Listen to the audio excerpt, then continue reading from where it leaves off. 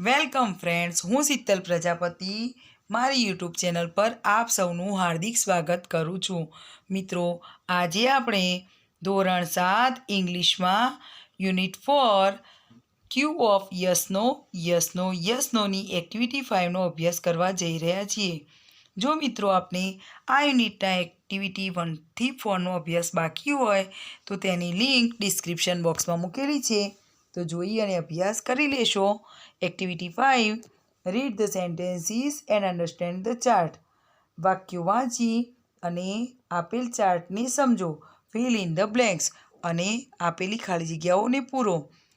અહીં મિત્રો ગ્રામર આધારિત ખાલી જગ્યાઓ છે, તો જો તમારે ગ્રામરના પણ વિડીયો નિહાળવાના બાકી હોય તો તે પણ ડિસ્ક્રિપ્શન બોક્સમાં તેની લિંક મૂકેલી છે, તો આપ જોઈ અને અભ્યાસ કરી લેશો. તો ચલો શરૂ કરીએ મિત્રો. Sentence 1, tiny tots join in garba. તો અહીંયા મિત્રો જોઈન છે ક્રિયાપદ અને ટાઇની ટોટ્સ એ ત્રીજો પુરુષ બહુવચન છે. તો જોઈનમાંથી સહાયકારક ક્રિયાપદ ટુ ડુનો ડુ અને મૂળ ક્રિયાપદ જોઈન એ જોડાયેલું છે. તો આપણે જ્યારે વાક્યની શરૂઆત કરીશું ત્યારે do tiny tots join in garba એ રીતે વાક્ય બનશે.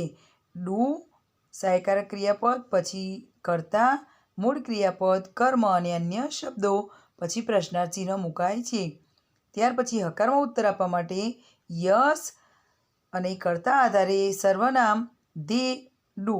બરાબર મિત્રો. બીજું સેન્ટેન્સ જોઈએ. વિમેન વેર કુર્તા પાયજામા. તો અહીંયા આપણે જોઈ શકીએ છીએ વેર છે, તો વેરમાંથી સહાયકારક ક્રિયાપદ ડુ, કારણ કે વિમેન એ અહીંયા ત્રીજો પુરુષ બહુવચન જ છે અને સાથે સાથે ડુ સાથે જોડાયેલું છે મૂળ ક્રિયાપદ વેર. તો અહીં જ્યારે આપણે તેનો પ્રશ્ન બનાવીશું ત્યારે ડુ વિમેન ખાલી જગ્યા કુર્તા પાયજામા, તો કરતા પછી મિત્રો મૂળ ક્રિયાપદ મુકાય છે, તો ત્યાં મૂકીશું વેર. બરાબર.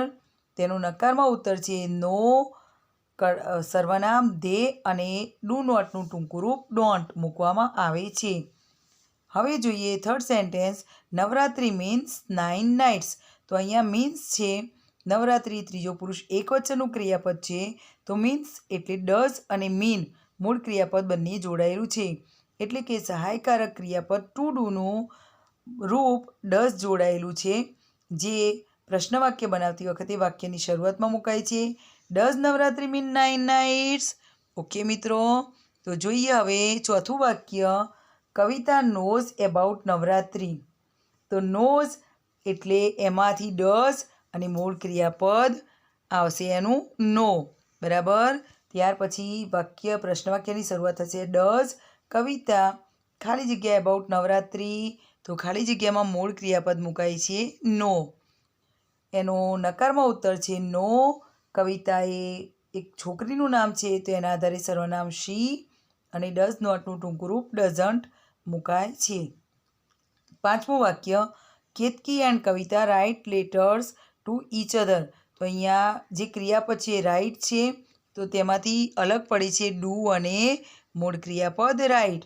જ્યારે પ્રશ્ન બનાવીશું ત્યારે પહેલી ખાલી જગ્યામાં ડુ, કેતકી એન્ડ કવિતા, મૂળ ક્રિયાપદ write letters to each other આ રીતે લખાય છે, જેનો હકારમાં ઉત્તર થશે યસ ધે ડુ, જે આપણે લખીશું. છઠ્ઠું વાક્ય. કવિતા goes to the market.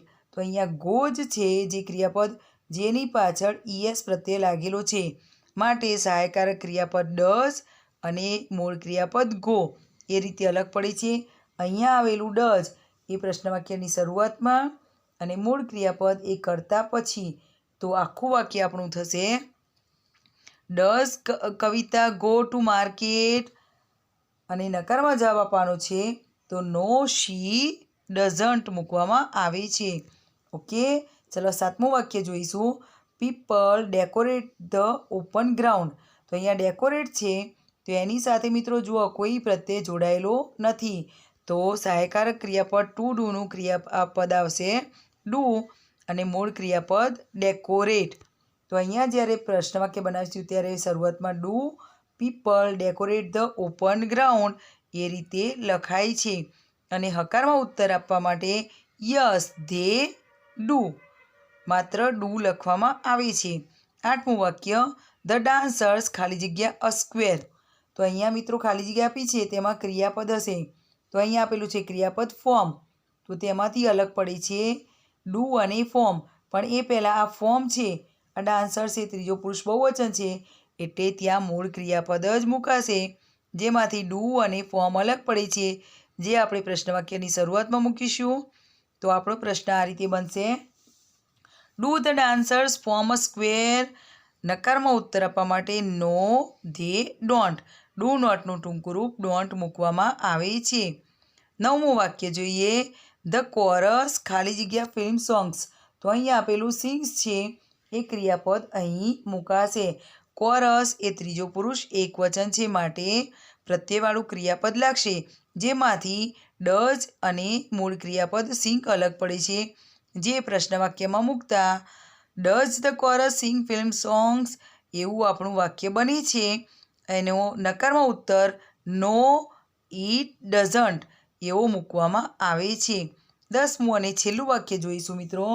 Main ખાલી જગ્યા ઓઢની રાઉન્ડ ધ વેસ્ટ. તો અહીંયા ક્રિયાપદ આપેલું છે ટાઈ. અહીં મેન એ ત્રીજો પુરુષ બહુવચન છે માટે ક્રિયાપદ પ્રત્યય વિનાનું મૂળ ક્રિયાપદ મૂકીશું ટાઈ, જેમાંથી ડુ અને ટાઈ અલગ પડે છે, જે પ્રશ્ન વાક્યમાં મૂકતા do men tie odhni round the waist એવું આપણું પ્રશ્ન વાક્ય બને છે, જેનો હકારમાં ઉત્તર થશે યસ, ધે, ડુ. આશા રાખું મિત્રો કે તમને આજના વિડીયોમાં સમજ પડી હશે. જો તમને આજનો વિડીયો પસંદ પડ્યો હોય તો તેને અવશ્યથી લાઈક અને શેર કરશો, અને હજુ પણ મારી સાથે અભ્યાસને લગતા વિડીયોમાં જોડાવા માંગતા હોય તો મારી ચેનલને સબસ્ક્રાઈબ કરી પાસે રહેલા બેલ આઇકનને પ્રેસ કરશો કે જેથી અમારા નવીન વિડીયોની નોટિફિકેશન તમને મળતી રહે. એ સાથે વિરામ લઉં છું. મળીએ નેક્સ્ટ વિડીયોમાં. અસ્તુ. જય હિન્દ, જય ભારત.